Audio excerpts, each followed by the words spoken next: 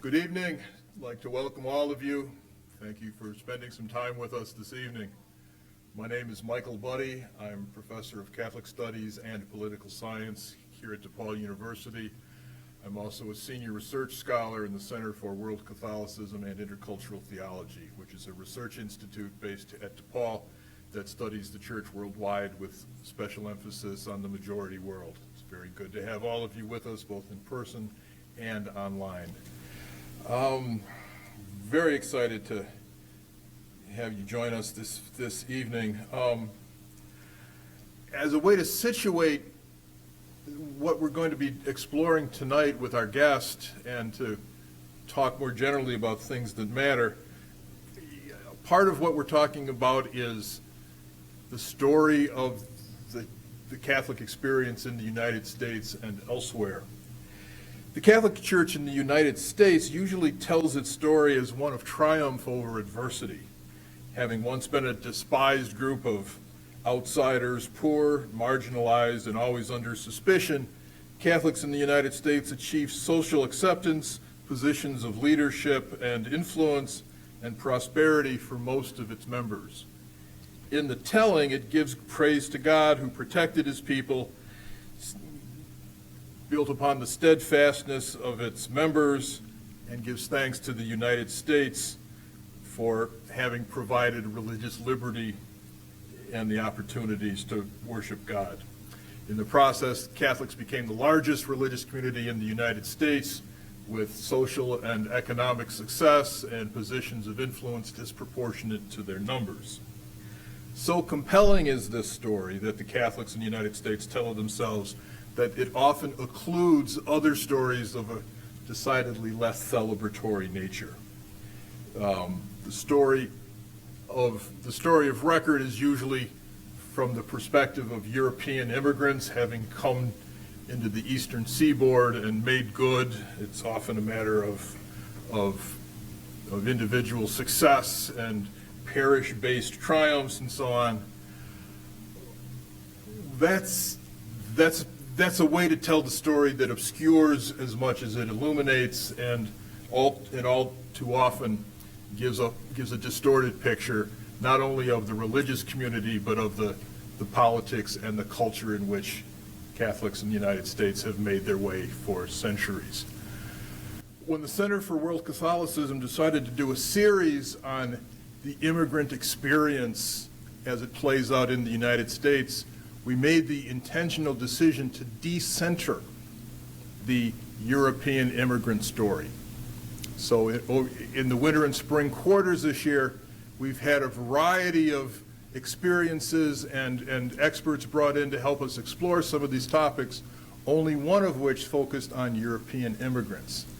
And it's more than appropriate that we end up this evening talking about immigration, Catholicism, and all the other vectors of power, money, race, stratification, and so on.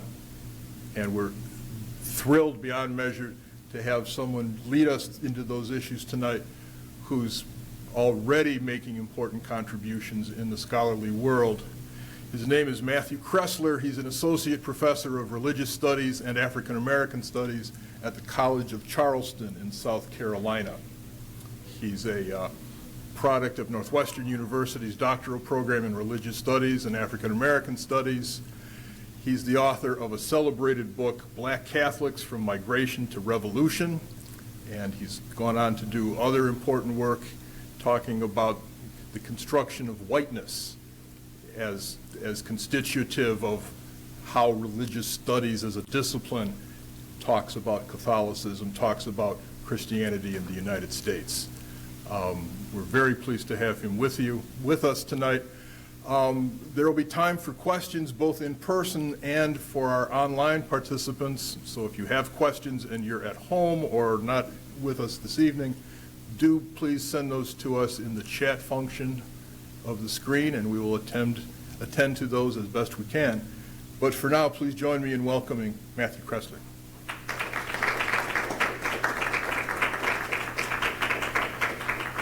Thank you so much, Mike. I'm a professor, and so you know I love to talk. So I'm going to set a timer for myself so I can scare myself in 40 minutes to make sure that I'm done. So hey, y'all. It's really wonderful to be with you in person here, and if this is the people online, with all of you who are here online. I'm really grateful to Mike and Karen and Marlon for making my trip so wonderful and possible, to Amanda and Scott and all of the students who I got to share a lovely dinner with. You've given me a gift of a homecoming. You know, Chicago is a city I fell in love with instantly and fully when I moved here for graduate studies, and I haven't been back in a minute.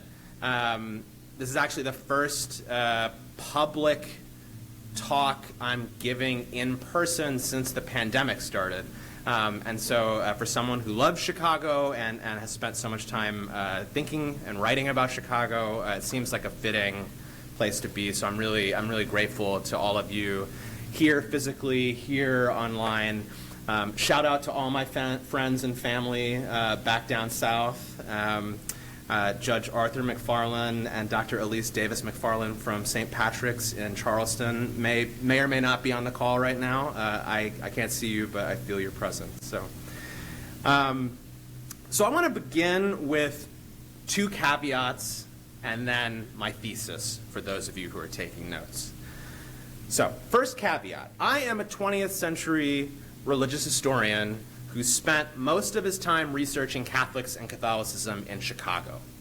So tonight, I'm going to be talking mostly about Black Catholic history in Chicago in the 20th century. Surprise, surprise. Sorry, not sorry. But before I get any further, I just want to make one thing crystal clear, particularly in the context of this conversation on world Catholicism, right? Black Catholic history begins at the very beginning of Catholic history, which is to say that Black Catholic history begins at the origins of Christianity. Not only that, Black Catholic history in the Americas begins at the very beginning of Catholic history in the Americas. So again, I'm going to be talking about Chicago in the 20th century, but I don't want anyone to leave here tonight thinking that Black Catholics are somehow new arrivals on the historical scene. And as an aside, and this maybe is just like a good aside for the entire talk, I'm happy to talk about, oh, Karen, I think you're going to have to sign me back in. I'm happy to, oh, great, it's still here. I'm happy to talk longer and more about any of the things I'm going to talk about tonight. So I'm going to have some photos, I'm going to raise some questions. I'm not going to be able to dive as deep as I might want on anything. So take notes if there's something that like strikes you or moves you or you want to hear more about. I'm happy to go into greater depth. So for instance, if we wanted to talk about the longer and broader history of Black Catholics in the Americas, we could talk about the story of the enslaved Congolese Catholics who launched a slave uprising in 18th century South Carolina, something that you might have heard of known as the Stono Rebellion. It's one of my favorite stories from Black Catholic history in the Americas. So first caveat, talking mostly about the 20th century, but don't get it twisted. Black Catholics have their history begin at the origins of Christianity. Caveat number two, I am a white Catholic scholar of Catholicism, just to name the elephant in the room in case it wasn't obvious. So when I speak on Black Catholic history, I'm seeking to amplify the voices of those I've encountered in the archives and in interviews, amplify what I continue to learn from the work of other scholars and in enduring friendships. And I think it's important for me to say, as a white Catholic scholar, that I don't speak on the behalf of Black Catholics. To put a fine point on this, the title of my book is actually not this on the board. The title of my book is Authentically Black and Truly Catholic. I cannot and do not claim to know personally what it means to be authentically Black or truly, and truly Catholic. Instead, as an historian, I hope to highlight for you what Black Catholics themselves have had to say on the subject. So that book title, Authentically Black and Truly Catholic, is actually a quote. It's what the 10 Black bishops of the United States proclaimed in 1984 when they said that Black Catholics had come of age in America and could now worship in ways that were both authentically Black and truly Catholic. My job, as I see it, is to invite all of us in this room, on this Zoom, to invite all of us to try to understand the worlds of people who are quite different from us, however limited and imperfect our attempts at understanding may be. Now, that's going to look different. I mean, if you look around the room or you look around the Zoom, like that's going to look different for all of us, right? We're all configured differently in this world that we find ourselves in. Some of us have no idea what it's like to live in this country in a body racialized as Black. Some of us have no sense of what it's like to live in this world in a body gendered female. I'm going to venture to guess that very few of us, if any of us tonight, knows what it was like to be born Black on the south side of Chicago in the 1940s, to migrants from the South, and then to decide that you wanted to be a priest even before you'd converted to Catholicism. I'm going to guess that that doesn't describe anyone here tonight. That does describe Archbishop Wilton Gregory, Cardinal Wilton Gregory, who's the Archbishop of Washington, D.C., who hailed from the south side of Chicago. So in other words, the second caveat is that tonight I want to invite all of us into an exercise in critical empathy and trying to understand worlds that we are situated differently around. Okay, 2 caveats. Now my thesis. This is for those of you who are going to be quizzed later, right? Chicago has been a Catholic metropolis for over 100 years, and Black people have transformed that Catholic metropolis time and time again. So, Chicago's been called many things, as you may know: nature's metropolis, the Midwestern metropolis, the Black metropolis. But by a quick show of hands, how many of you think, I mean, this is a biased place to ask this question because we're at DePaul, but how many of you think of Chicago as a Catholic city, as a Catholic metropolis? I'm I'm a professor, actually raised. So some of you are raising your hands, right? I think that that's a fair statement to make for most of the 20th century. At its height, the Archdiocese of Chicago was home to 2.5 million Catholics in 455 parishes that supported 397 Catholic elementary schools and 76 Catholic high schools, which meant that at its height, Chicago Catholic Schools was actually the largest private school system in the country. So Chicago equals Catholic metropolis, at least at one point. So again, for some of you who raised your hands, that's maybe not the most surprising thing in the world to hear. But again, my thesis is that Black people generally, and Black Catholics in particular, have made and remade this Catholic city time and time again. And we can actually start at the very beginning, which is a very good place to start.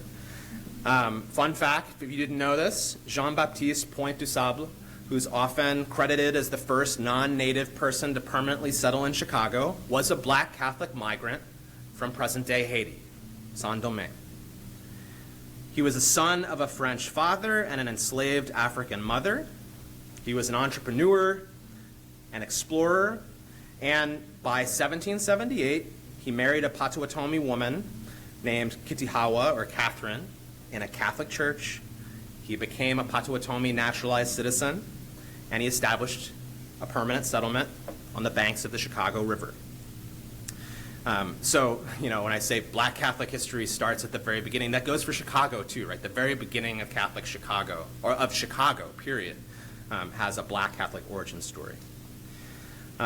So that was my prologue of sorts. What I'm here to talk about today, as you saw from the title, are Black Catholics from Migrations to Revolution, which is a short and sweet way of saying that I want to talk about how Black Catholics transformed Chicago during the Great Migrations and during the Black Power movement. We would have a whole week or a whole unit on the Great Migrations if this was a class, but I'm going to give you a really brief crash course so that we can talk about Black Catholic history in it. So the Great Migrations is a 2-word term for one of the largest internal migrations in human history. This is a mass migration of Black people from the rural South and from across the Caribbean to urban North, Midwest, and Western cities, roughly from 1915 to 1970. I'm going to start giving you like big numbers. It's kind of hard. You might go numb like when I start throwing numbers at you, but it's hard to get a sense of how transformative this was. In 1900, so at the beginning of the 20th century, less than 740,000 African Americans lived outside of the South. Only 8% of the national black population in the United States lived outside of the South in 1900. By 1970, almost 50% of the U.S. black population lived in the North, the Midwest, and the West. That's more than 10.6 million people. So, suffice it to say, it's almost impossible to overstate the significance of the Great Migrations. This was a period when aspects of black life that were distinctively Southern and rural were brought to places like Chicago, places like Detroit, places like Oakland, and embraced and transformed and remade anew in cities across the country. This was a period of tremendous religious creativity and transformation. So in the kind of relative freedom for institution building in cities like Chicago, where there were kind of open storefronts that people could kind of buy on the cheap and make into their own kind of religious spaces, hundreds and hundreds of new religious communities were born in places like that. So that if we're talking about Bronzeville on the south side of Chicago in the 1940s, you would literally have tens, dozens, even hundreds of religious communities scattered across just a handful of city blocks. The Great Migrations forever changed not just what it meant to be black in the United States, but United States history, period. And actually, I would argue, and that's not just me, scholars would argue, that it actually changes global history, right? It gives birth to musical forms like gospel, eventually like R&B, like hip hop. It leads to political mobilization. It leads to the birth of new religious movements like the Nation of Islam. So it can't be overstated how significant this movement of people was, this migration, right? And black Catholics had a unique part to play in this migration story. And this is where I want to turn briefly into a storyteller. And so instead of giving you numbers and facts, I want to kind of invite you into a story. And this is a story of Mary and Martha, not the ones that you might be familiar with from the gospel story. This is Mary Howard and her twin sister Martha. They arrived in Chicago on a summer Sunday in 1939. Their train ticket on the Illinois Central line had been a high school graduation gift from their father, who already lived in the Black Belt on the south side of the city. They arrived from New Orleans in 1939, not knowing that they would actually spend the rest of their lives in Chicago. Now, if you're familiar with Great Migration's history, this may sound like a pretty familiar tale. Mary and Martha were just two of millions of African Americans who voted with their feet, as they say, and left the Jim Crow South behind between 1915 and 1970. But what happened next is where their story kind of deviates from the typical Great Migration story. Because they stepped off the train, Mary turned to her father and told him, quote, I interviewed Mary at the start of my research, so this is a literal quote from her. She said to her father, "You know we got to be Catholic. We got to go to Mass today because it was a mortal sin to miss Mass." Mary and Martha were black Catholics. They were students of the Sisters of the Blessed Sacrament back in New Orleans. And so before they even saw their new apartment, they paid their first visit to Corpus Christi Catholic Church on the corner of 49th and MLK, or at the time it was 49th and Grand Boulevard. When they got there, a Franciscan friar greeted them and invited them not just into the church, but to kind of like join the life of the parish. And Mary would much later reflect that once we got here, it was just like coming home. So when we follow Mary and Martha through the doors of Corpus Christi, we're compelled to reconsider what we think we know about the Great Migrations. And this is an image, I think, that gives some sense of the vibrancy of this community. This is a feast of the Blessed Sacrament that's literally spilling out into Grand Boulevard, into the streets. It's a photo from around 1954. Now, we're accustomed to thinking about how the Great Migrations transformed black life generally, but it also forever changed the landscape of cities across the United States that were at that time largely white and Catholic. So to take Mary and Martha's Corpus Christi as an example, so this church here, this church was built just a few decades before Mary and Martha got there, built as a monument to the wealth of upwardly mobile Irish American Catholics. Built in a neighborhood that was largely white, Irish, and Jewish in the early 1900s. By 1939, when Mary and Martha arrived, this block had already come to be affectionately known as Negro Heaven. So this was right at the center of Bronzeville, right at the center of the Black Belt, the Black Metropolis, as it would later come to be known. And as black migrants, like Mary and Martha, moved into the neighborhood, white priests and sisters faced a series of choices. They could abandon their parishes, divest from the neighborhood, and move to the suburbs, which is what most white parishioners did. So most white parishioners in these neighborhoods fled, quote unquote, black migration into the suburbs. So most priests and sisters opted for that first choice. Second choice that they could make is these white sisters and priests could lead the anti-black racist resistance. So they could fight on the front lines, sometimes violently, against what many white Catholics saw as an invasion of their turf. And this was actually an option that some white Catholics took, right? And we could talk about, those, visitation parishes is one particularly notorious one from this period. So those are two choices that these white sisters and priests could make. The third choice was to commit to filling the empty pews of parishes like Corpus Christi with black members, both with black Catholic migrants like Mary and Martha and with converts to Catholicism. And this was the choice of an exceptional few, and that exceptional few transformed the landscape of Catholic Chicago. This is one of my favorite photos from my research. This is a photo from around 1927. The white priest right in the center is Father Joseph Eckert, who was a German Divine Word missionary who was a kind of pivotal figure in this movement to convert African American migrants to Catholicism in the 1920s and 30s. I also love this photo because the altar server right to the right of him has like one of the best side eye that you've ever seen in a photo. And this is just like a really rich photo to kind of sit with all of the different faces. I love this photo because it is indicative of what black Catholic life at the height of the Great Migrations in the 1930s and 40s and 50s was like.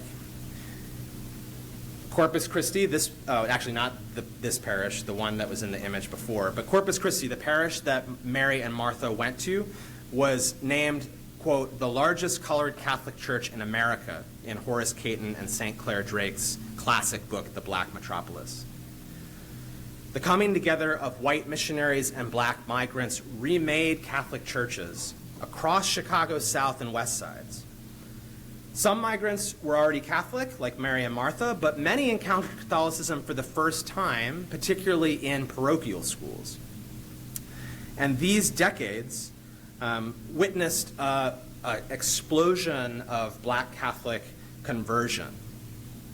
So the result, and this was a sight that would have been common on an Easter Sunday in parishes across the south and west side of the city in the 1930s, 40s, and 50s. Upwards of hundreds of people being baptized in one day, entire families often. So in the baptismal records, you'll see families ranging from 85-year-old grandparents down to newborn infants all being baptized Catholic on the same day. The result of this was that in Chicago, Black Catholics grew from a few hundred people meeting in the basement of a single segregated church in 1900 to 80,000 strong by 1970. And that meant that by 1970, Black Catholic Chicago was the largest Black Catholic city in the country apart from New Orleans, which is kind of mind-boggling to think. If you think about like the centuries of history of Black Catholic communities in New Orleans and in Baltimore, the idea that in just not even a century, Black Catholic Chicago could explode to that extent, it's truly remarkable. The U.S. Black Catholic population from 1940 to 1970 grew by 208%, from 300,000 to over 1 million.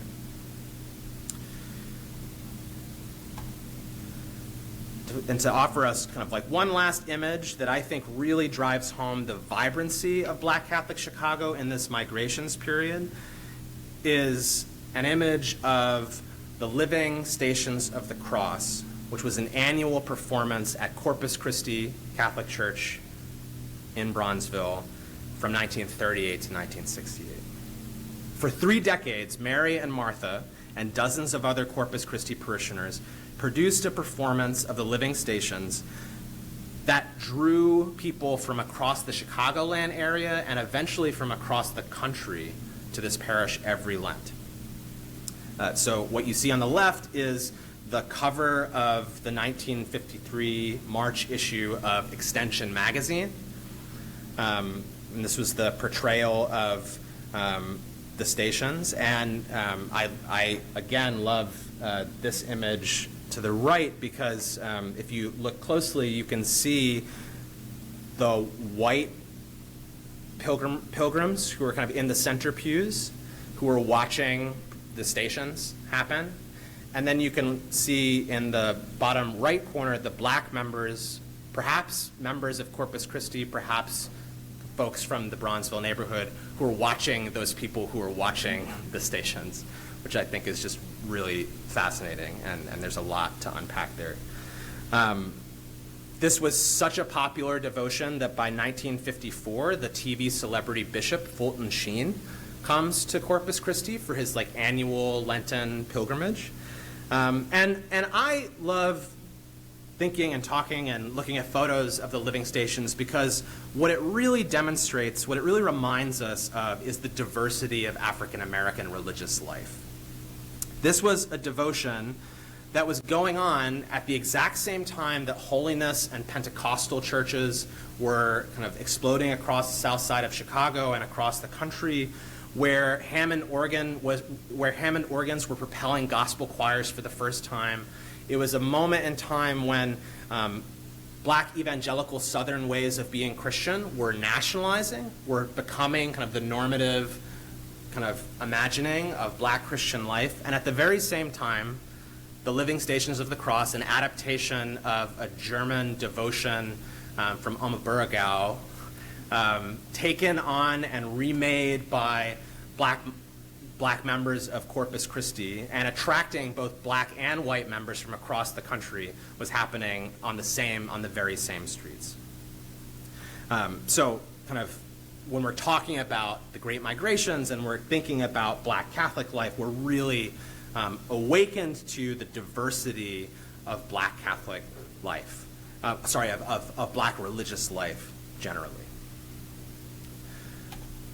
Oh, remember at the beginning, all the way at the very beginning, when I said Black Catholics had remade the religious landscape of the city again and again and again.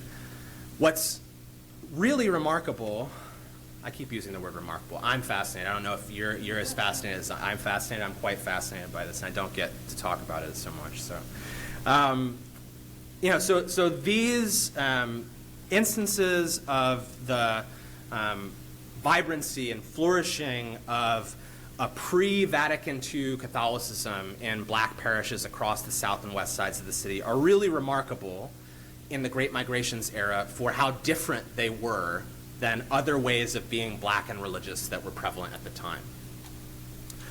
What is also remarkable, enlightening, crazy to think about, is that just 30 years after Mary and Martha arrive in Chicago, a revolution was going to sweep across Black Catholic communities and transform, for many, what it meant to be Black and Catholic in the United States and across the world.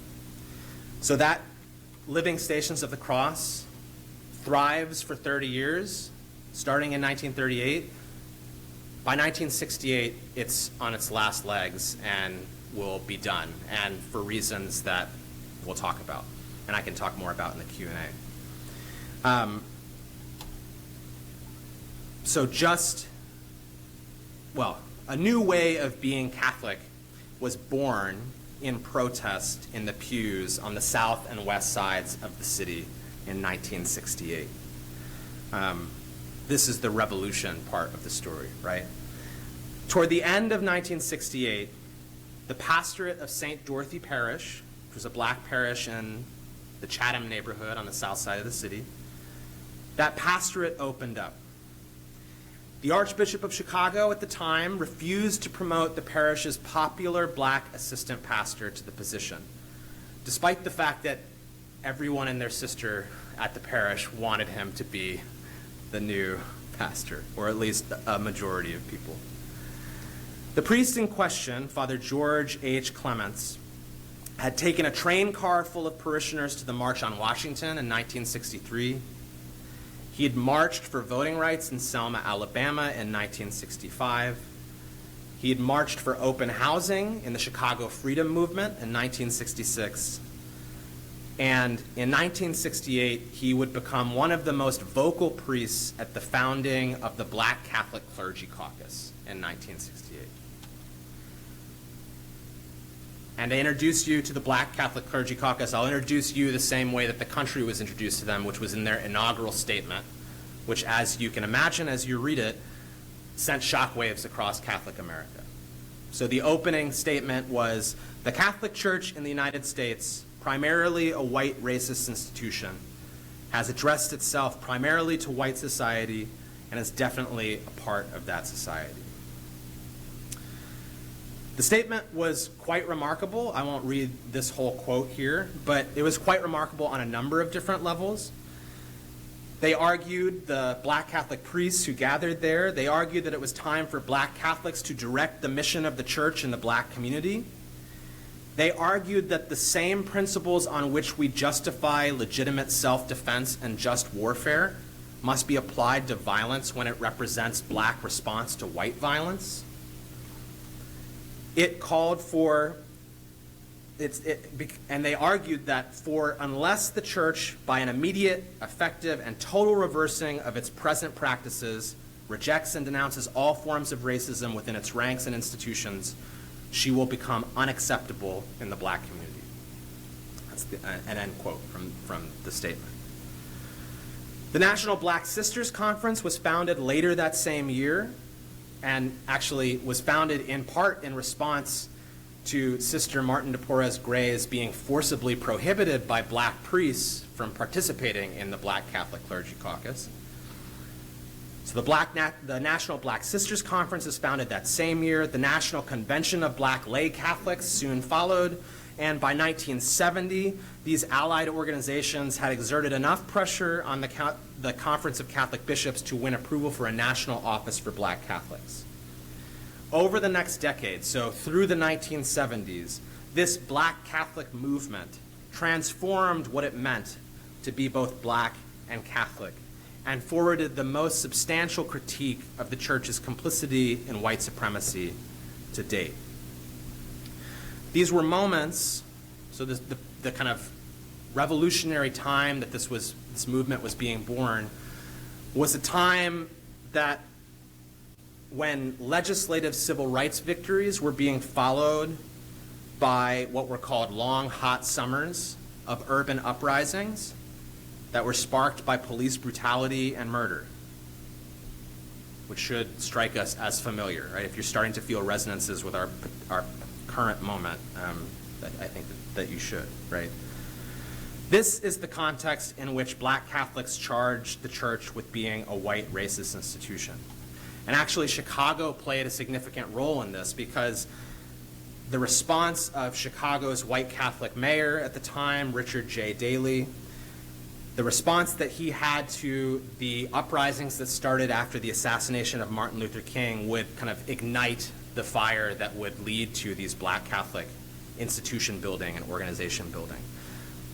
Because in the wake of the assassination of King, Mayor Daley authorized the city's overwhelmingly white Catholic police force to shoot to kill arsonists and to shoot to maim looters. Now, I don't have an image of this, but I think you'll be interested to hear that in this moment of revolutionary Black Catholic organizing, Black Catholics allied themselves with the Illinois chapter of the Black Panther Party. So on Sunday, and this is, I wish I had an image of this, but you should just close your eyes and try to conjure one for yourself. On Sunday, January 5th, 1969, members of the Illinois chapter of the Black Panther Party, led by the famously charismatic revolutionaries Fred Hampton and Bobby Rush, they occupied the vestibule of St. James Church on the south side. Over 50 protesters, identified as the concerned Black Catholics and whites concerned about the Black community, these protesters sang and prayed through the Mass that was going on. So these 50 people kind of occupied St. James and sang their own counter Mass while Mass was going on. They called it at the time a pray-in. They also called it the Black Unity Mass. And among the prayers that they prayed is this iteration of the prayer of the faithful, which they kind of repurposed to their own ends. That we as Black people may never stop striving for our place in the sun. Hear us, Lord.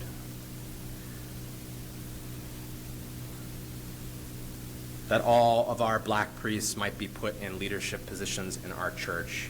Hear us, Lord. That Martin Luther King might be recognized as a saint by all Black people. Hear us, Lord.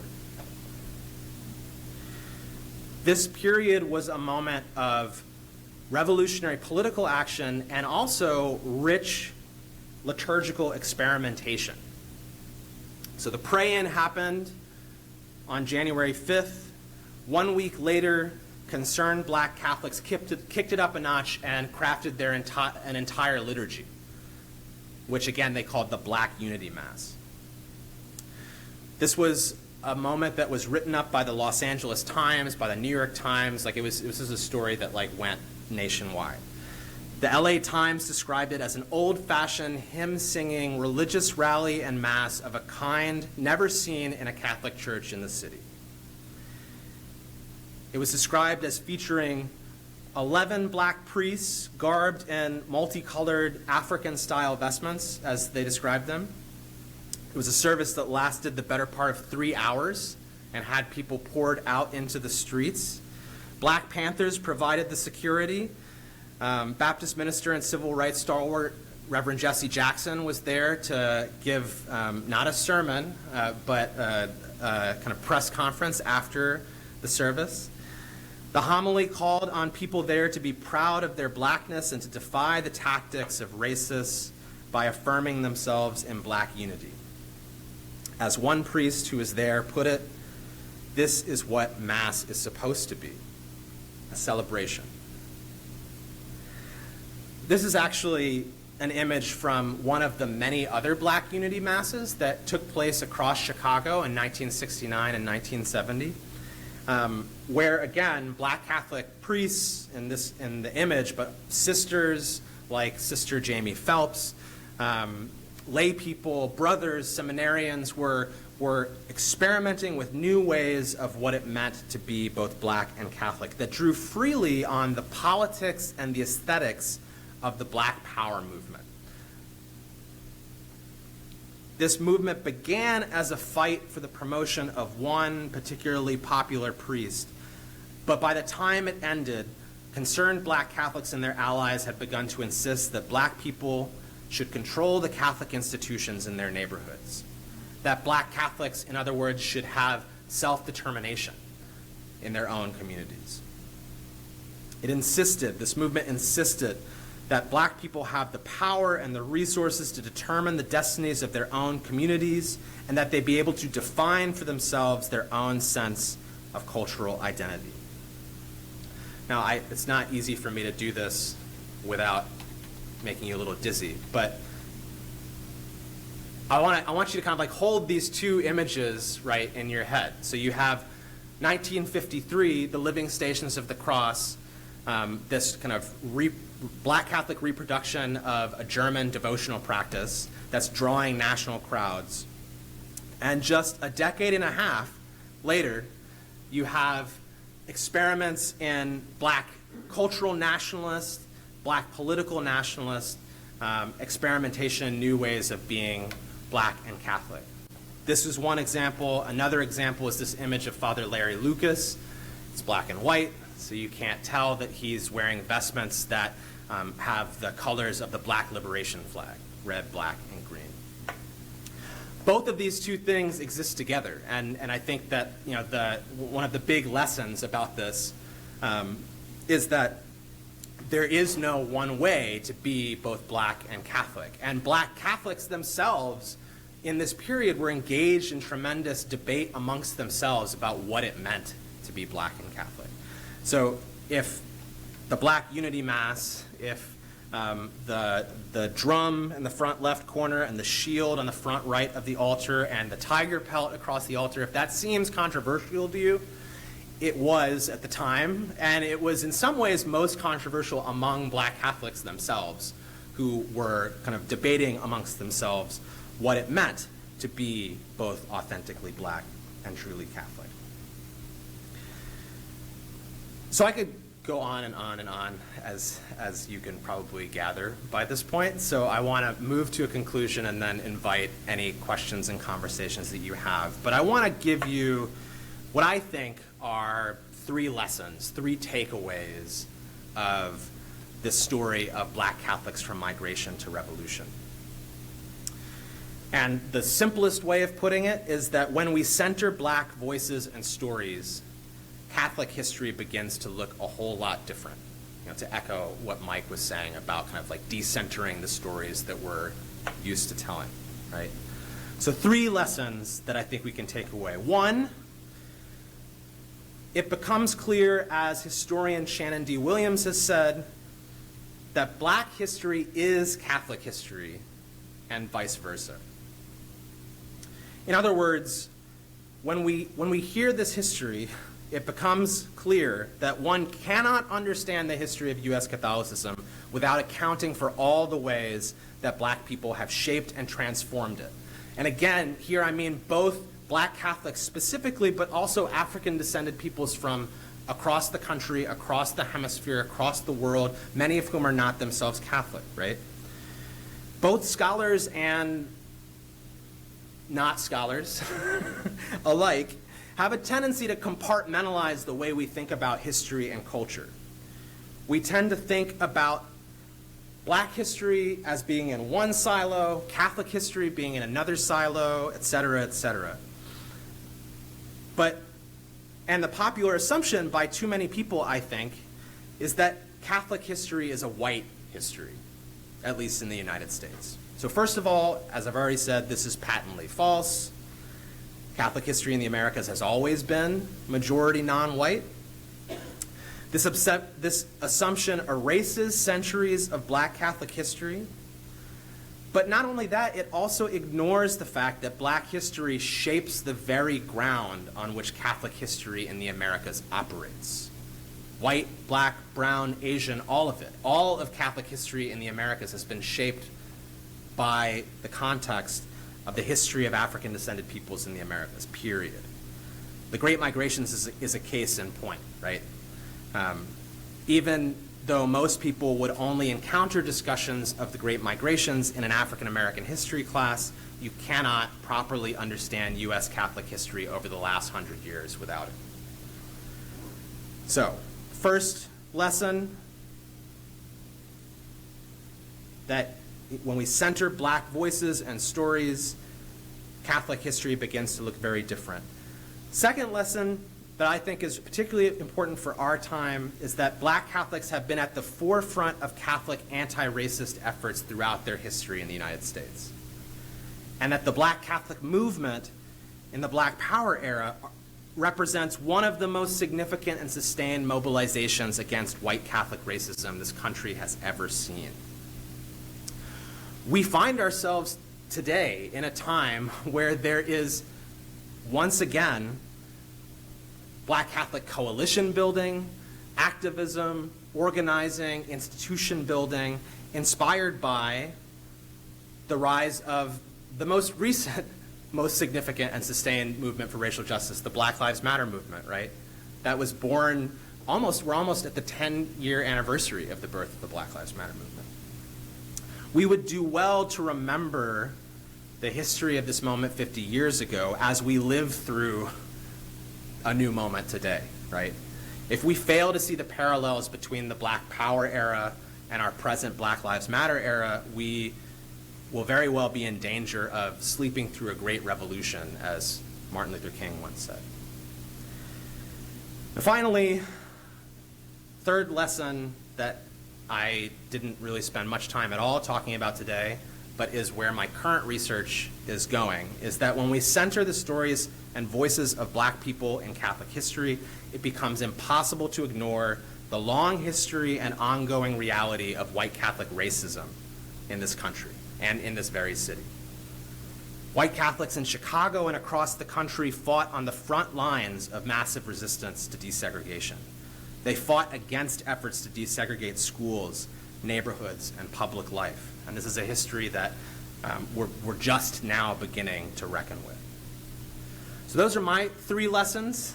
You guys may have other lessons. You may have other questions. I'll be interested to hear what stuck with you.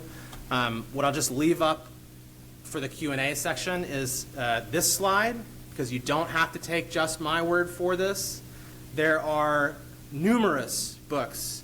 These are, I've given a little bit of a bias in this abridged bibliography toward historians. So there are a number of different historians that you could turn to if you want to learn more about the history of black Catholics in the Americas, in the United States.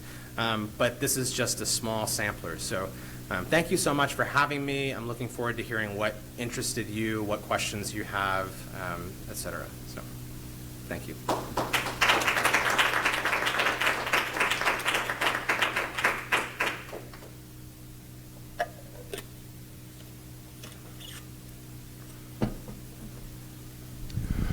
Okay, Matthew, thank you so much.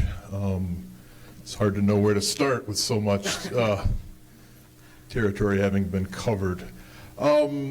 Questions from those attending in person. If you would like to pose a question, I will bring the microphone to you. Please speak into it so that we can record your insights for posterity.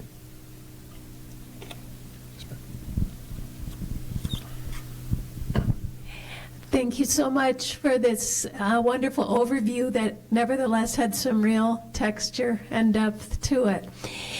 At a certain point, you asked us to look at the image of the reenactment photo from the 40s, and then at the Mass for Black Unity. And I would say one of the big differences I see is that in the reenactment picture, there are 2 men and 2 women acting, right?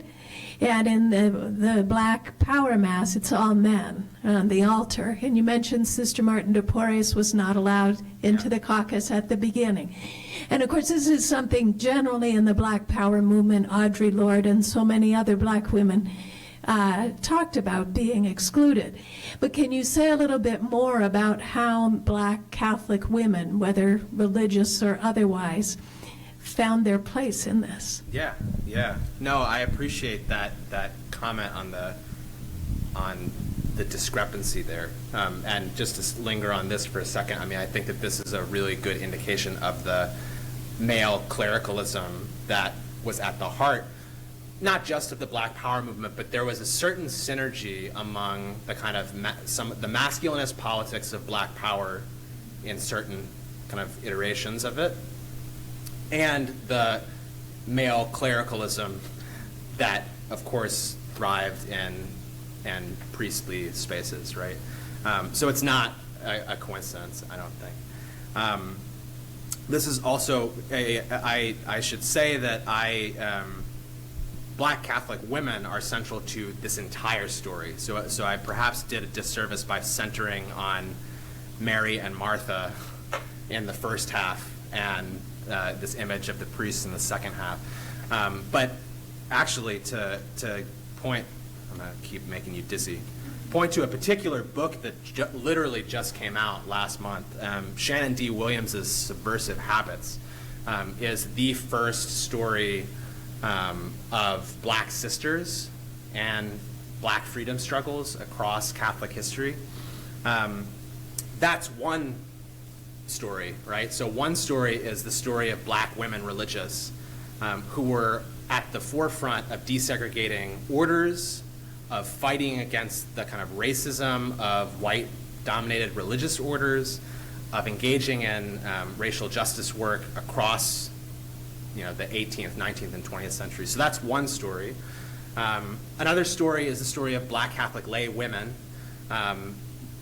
A lot of my favorite, I'm smiling, a lot of my favorite sources from the historical work were just ordinary Black women parishioners of the parishes that were reading, or that I was researching.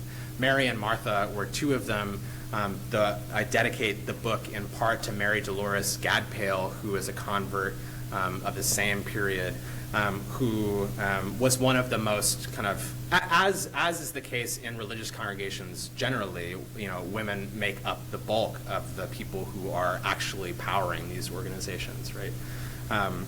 So there are a lot of different stories. There's story of lay women. There's stories of women religious, and that is, one of the ironies of the movement, the Black Catholic movement in the 70s, is that you have both a kind of coming together, a kind of unity, right, a kind of institution building among Black Catholics across lines of gender, across lines of clericalism. And also, you have those movements in some ways reinforcing those structures of power at the same time that they're critiquing others, right? And nothing is more clear about that than Black priests gathering together to critique white supremacy while also building walls and kind of pushing out Black women religious, right? So, yeah, thank you.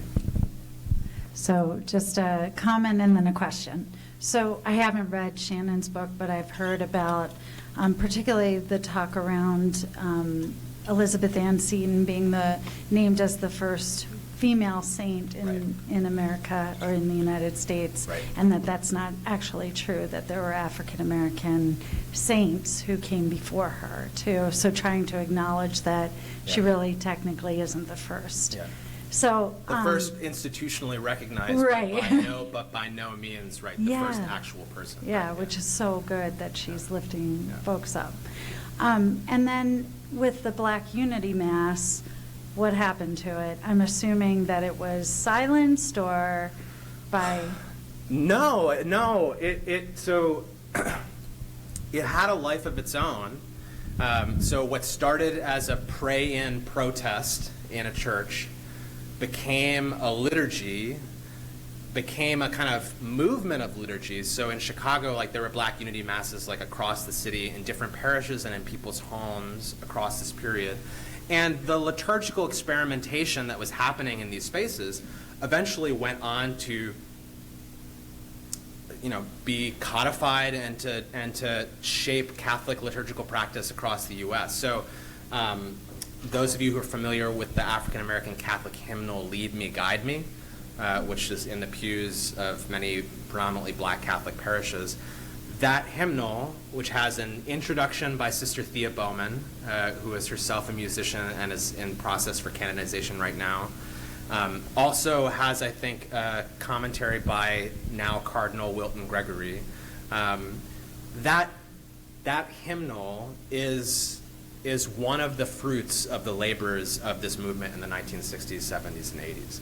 So this was, I could barely get into it, but this moment was a moment in which Black Catholics in Chicago were experimenting with incorporating both African and African American ritual practices into Catholic worship. They were in conversation with Tanzanian and Nigerian and Haitian and they were in conversation with Black Catholics from across the Black Catholic diaspora, talking to people, so African Catholics, for instance, who'd already been enculturating, as we might say, practices, for a decade or more at this point. So this actually, it didn't fade away. It more, I would say, kind of became the roots of what we could now see if we went to St. Sabina on Sunday, this weekend, right? That phrase, authentically Black and truly Catholic, was a phrase that the Black Catholic bishops in 1984 used specifically to talk about worship. So they said, now, in 1984, it is possible for Black Catholics to be both authentically Black and truly Catholic. And they were quick to say that there's no one, that doesn't mean that there's one way to be authentically Black and truly Catholic, right? There's a whole plethora across the diaspora of ways of being Black and Catholic. But they were basically announcing to the church and to the world, like, there are no limits on the ways in which we can worship, right? So those are, in a sense, like the fruits of these seeds that were planted in the 60s and 70s. We have a few questions from some of our online participants, and reading those for us is the Director of Communications for the Center for World Catholicism, Karen Kraft. We have one comment and one question at the moment. Evelyn Parker Brush says, suggests talking with Marionette Phelps, Sister Jamie's sister, that her experience as a child in Chicago Catholic schools was heartbreaking. Oh yeah, absolutely. I mean, that's where that heartbreaking experience is where a lot of my research is going to now.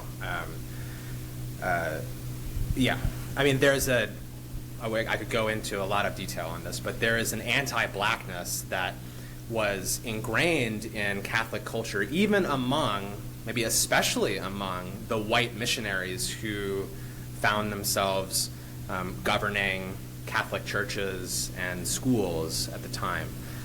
It was a kind of classic, colonial relationship where you have white missionaries kind of in a kind of asymmetrical power relationship. On the one hand, genuinely invested in the conversion and education of the communities that they were a part of, but always with the assumption that they were the arbiters of the one true church to which these other people,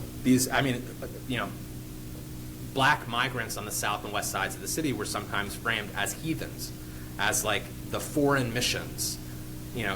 Father Joseph Eckert, I write about this in the book, but Father Joseph Eckert is at once, credited as one of the most successful missionaries, on the Black Catholic South Side, as like a godfather of sorts to Black Catholic Chicago. He also came to Chicago to mission among the Negroes in Chicago because he couldn't mission to the Negroes in Africa, right? So he was very much had a missionary mindset. And what will happen in the 1960s and 70s is that Black Catholics will begin to analyze that relationship as one of colonialism and say, look, you have treated us as missionary territories. You have treated us as not actually a part of this community, right? And that's the impetus of Black Catholics saying, like, it's long since time for us to control our own destinies, right? That's what is meant, by the declaration that the church is primarily a white racist institution. And so that, yes, there's more heartbreak than we can bear in those stories. So I appreciate bringing that into the room. And then we have a question. You mentioned Sister Thea Bowman, and Arthur McFarland online is asking if you could speak a little about her role in Black Catholicism. Yeah, I mean, so I guess the first thing I'll say is for anybody who's hearing the name Sister Thea Bowman for the first time, to be very professional about it, like Google that, because she's one of the most transformative. Sorry, I'm not accustomed to being in a Catholic space, but I am also Italian American, so that's just like the language of my people. Sister Thea Bowman is, like, without question, one of the most transformative Catholic figures in American history, period.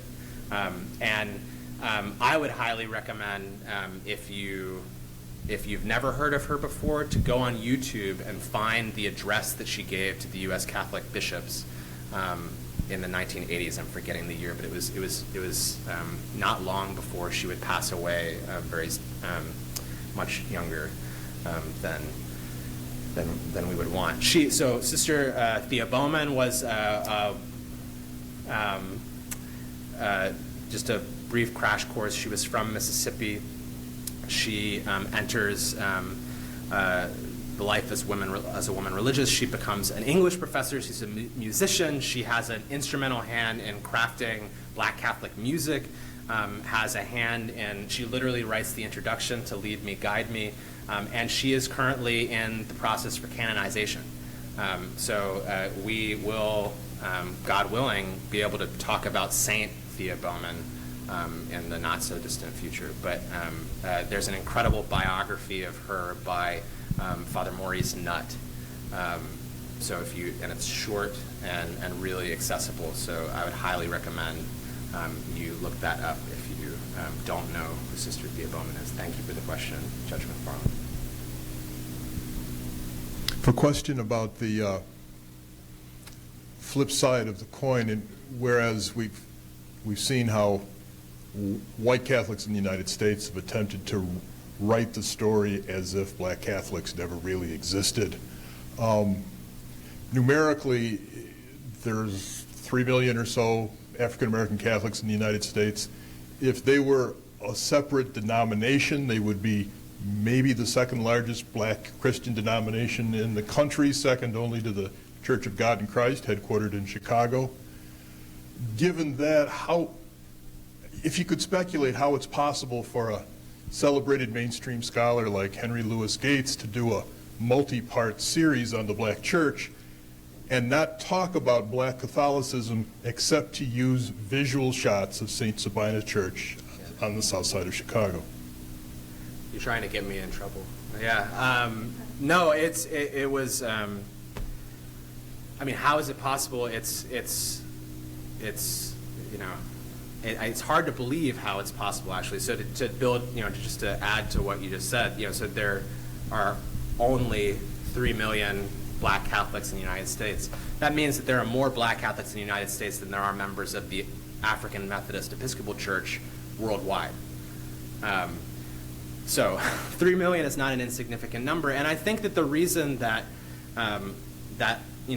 in some ways that very good documentary could talk about the Black Church and never mention Catholics in any substantial way tells us a lot about the assumptions that we have about the nature of religion in this place that we call the United States. So even today, someone as illustrious as Henry Louis Gates is kind of, he knows better, but the narrative that he wants to paint is one that assumes that the Black Church is Protestant, that to be Black and Christian is somehow kind of like fundamentally a Protestant, an evangelical Protestant endeavor, and that Catholics don't have a place in that. But the majority, I like to get us out of the frame of reference of the United States. So if we're thinking about the Americas, if we're thinking about the entire Western Hemisphere, the majority of Black Christians in the Americas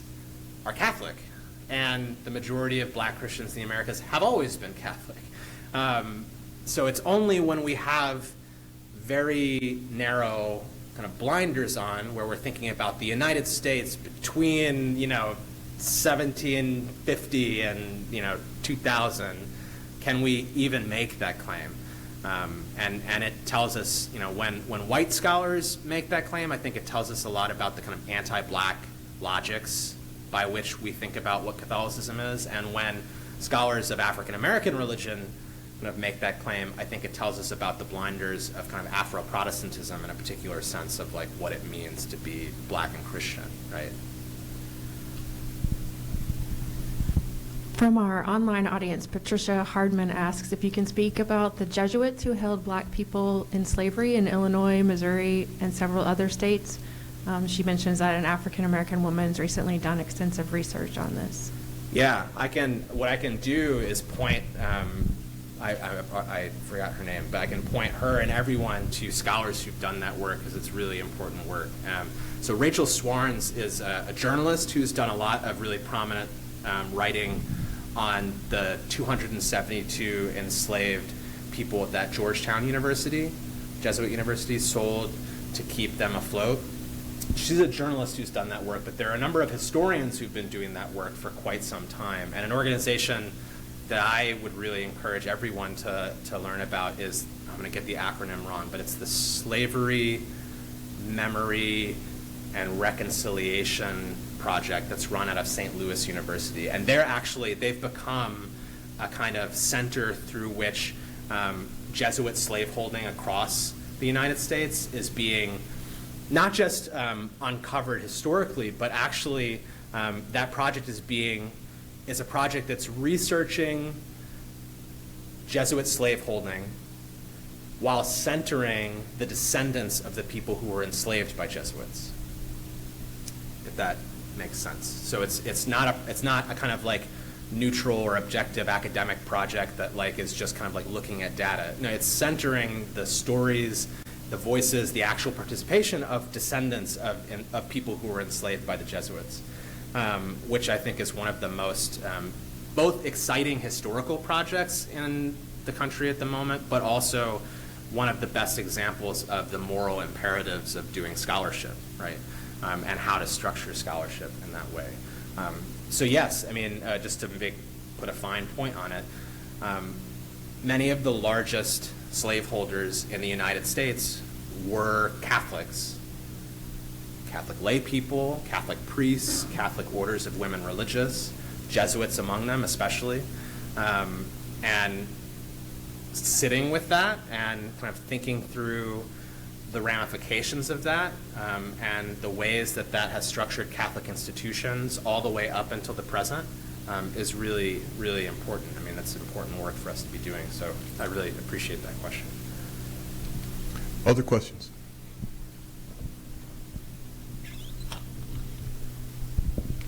Thank you. You mentioned that the focus of your current work is on the heartbreak. And I'm just interested, I think maybe professionally this is the way a lot of us go. You start with a book that's about achievement, right? Getting to the point of saying authentically black and truly Catholic and institutions, movements, and building up. And I'm sure it's not, I'm sorry I haven't read it, but I'm sure it's not a book that is papering over things that, yes, things that were painful. But I just wonder if you would want to reflect. I think this happens professionally in projects, that we move away from something perhaps celebratory to something that moves into heartbreak. Yeah, the first book really, the idea behind Authentically Black and Truly Catholic, that first book of mine, was to say, what if we sought to understand Black Catholic history without constantly making reference to white Catholics? So most scholarship to date on Black Catholics and on Catholics in relationship to African Americans more generally always kind of pivots back to white Catholics. So it's like Catholic interracialism. Like, let's look at the ways that black and white Catholics work together for racial justice. Catholic white Catholic encounters with African Americans. And I really wanted to say, well, what if we just sit in Corpus Christi with Mary and Martha and understand what their world is like. Now, the questioner from earlier, and you as well, are right to say that, like, there's heartbreak in that story too. And I think that, you know, I did not spend a lot of time on that part of that story. But for me, the shift to, you know, from, I mean, I'm still doing work on Black Catholic history, but the kind of shift in emphasis from Black Catholic history to studying white Catholic racism has very much been one that's inspired by this impulse to center Black Catholic voices and stories. So to go back to this quote, right? What I've been trying to ask as a historian is, well, what if we took this statement not as a rhetorical flourish, but as an actual historical intervention, right? What if we took seriously the Black Catholic claim that the Catholic, and this is not a claim that was made for the first time in 1968, right? Like, this is like the critique that Black Catholics have made throughout their history in, you know, the white supremacist structure of the United States, you know, that the church is a white racist institution. What if we took that seriously, right? So that's kind of the impulse that my work has now gotten. And of course, as I said at the very beginning of my talk, I have an investment in that history as well as a white Catholic, right, who studies white Catholic, or who studies Catholicism, right? So, yeah, I'm sure that we could also psychoanalyze, you know, that shift, but I think that it has, for me, the first book is very much, you know, what can the history of Black Catholics tell us about what it means to be Black and Catholic? And I'm envisioning the second project as what can the history of Black Catholics reveal to us about the nature of white Catholicism, of white Catholic racism. So I really appreciate that question. Thank you. Yeah, thank you for your lecture. It was, for a French scholar, very far away from these questions. It was fascinating, and I look forward to reading your book. So my question is, I read somewhere that even today for Africans, for Black Catholics, it's difficult to imagine God as a non-white person. Or did you notice in your research on the revolutionary 60s some attempts to reshape God as a non-white man or person? Yeah, absolutely. In actually some of the most mundane ways. So in this movement that I was talking about, the Black Catholic movement, there are moments when there are uprisings in cities like Detroit, where when the uprising is done, people go to these parishes and see that the faces and hands of statues of Jesus have been painted black. And that kind of I love the way that you put it, the transformation of the image of God is something that is going to be happening in this period, both in those kinds of mundane spaces, right? So like literally kind of painting statues black, and also in theological spaces where folks like James Cohen and Albert Klieg and the kind of pioneering Black Catholic, or sorry, not Black Catholic, but pioneering Black liberation theologians, you know, and a whole litany of people, Katie Cannon and, you know, on and on and on, Sean Copeland and Brian Massengill, you know, a whole legion of theologians are going to say, actually, as an incarnational tradition, it is imperative, it's kind of, you know, imperative for us to imagine God as black, because God being black doesn't necessarily mean kind of skin tone in the literal sense. It means kind of God being among the oppressed. So yeah, and if you, the image that came to mind immediately is actually the one that was, that Henry Louis Gates uses in that documentary, though he doesn't mention it's in a Catholic church, is that if you go to the south side of Chicago at St. Sabina, there's a really, really famous and huge portrait of the Black Christ with arms outstretched that kind of is behind the altar and is kind of like literally kind of embracing the entire congregation. So yeah, this was a time where that transformation is very much alive and working. A question from Shannon Schmidt. She asks if there are organizations or parishes that you think are doing work in our time to drive change in the church as Black Catholics. Yes, but I think the answer is going to be different depending on where folks are. I think that maybe to speak kind of para-parish for a second, so beyond the parish. I was talking to Scott, who's had to leave earlier, that this, we're in a moment of kind of renewed, and re-energized Black Catholic activism and institution building. The Black Catholic Messenger, if you aren't aware of it, is a Black Catholic run journalistic endeavor that you can get access to. For me, it's on Twitter, but I'm sure it's across social medias, where Black Catholics are writing both on kind of the life of Black Catholics, but also kind of like offering Black Catholic commentary on what it means to be Catholic broadly conceived.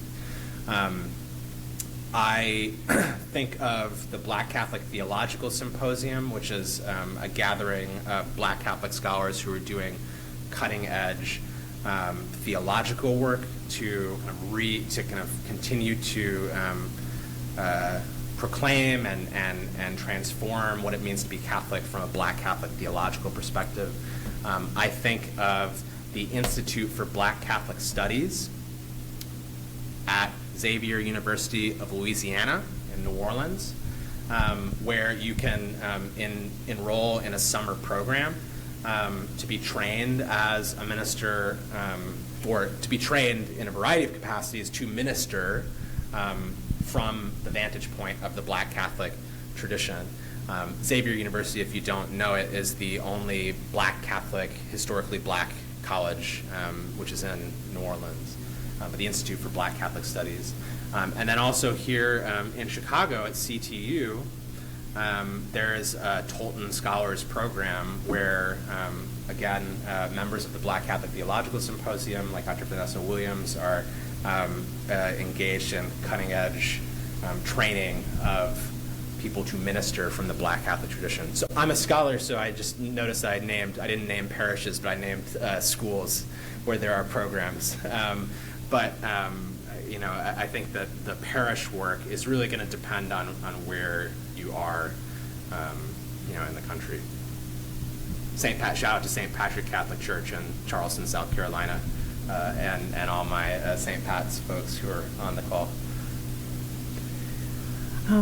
We have one comment and then a question that just came in, but Evelyn Parker Brush mentions Future Church on YouTube that has a presentation by Diane Batts-Morrow on Black Catholic women, religious agency and obstacle, and the intersectionality of Black women and religious sisters. She says, wow, what they have lived through.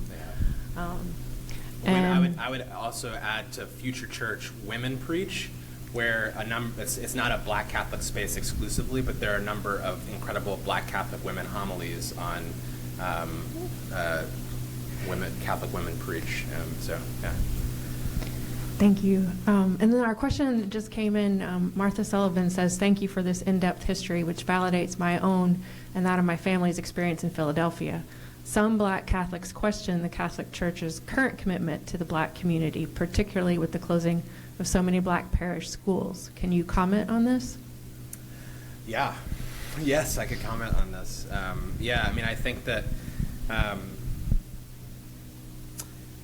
I think that we could point to a number of things happening right now that would lead Black Catholics and those of us who kind of are in relation to Black Catholic communities to doubt the actual material investment of Catholic leadership in addressing racial justice and Black communities in our country. So the closure of parishes would be one of them. So I skipped over this section for time, but one of the sadnesses of my talk for tonight is that Corpus Christi Catholic Church was recently closed. It was one of the many black parishes, historic black parishes that kept Catholicism alive in much of the city, was closed recently. Philadelphia has had a number of closures, and this is these closures are not. It's not coincidental that these are black Catholic parishes that are closing, and it's not simply because of a decline in black Catholic life. It's, I think should be understood as a result of decades-long institutional divestment from black Catholic communities. So you have in the 70s, a crisis in Catholic education happens in the 70s as archdioceses like Chicago decide to kind of pull their financial support from inner city, predominantly black and brown schools, and invest in white Catholic, largely white Catholic suburban schools, right? Which I'm sure has similar analogs in Philadelphia. We could also talk about the ways that statements from Catholic bishops, such as they do address racism, tend to be tepid at best and very light in their actual critique of the kind of ingrained kind of white supremacy of our society. So actually, I mentioned the Black Catholic Messenger. Just the other day, there was an essay, I'm forgetting the author, published on the Black Catholic Messenger criticizing the Archbishop of Buffalo, who kind of course, condemned the senseless gun violence that happened at the grocery store in Buffalo, but didn't mention the words racism or white supremacy once. And I think that was not just a kind of case in point of one bishop. That's kind of indicative of a larger hesitancy among Catholic leaders to actually say something direct, let alone to kind of take material action on these issues. If we have no other questions, I think this is a good time to thank Matthew Cressler for his work, for channeling the voices of so many people, and we look forward to the future directions of your research. So thank you very much. Thank you, everybody.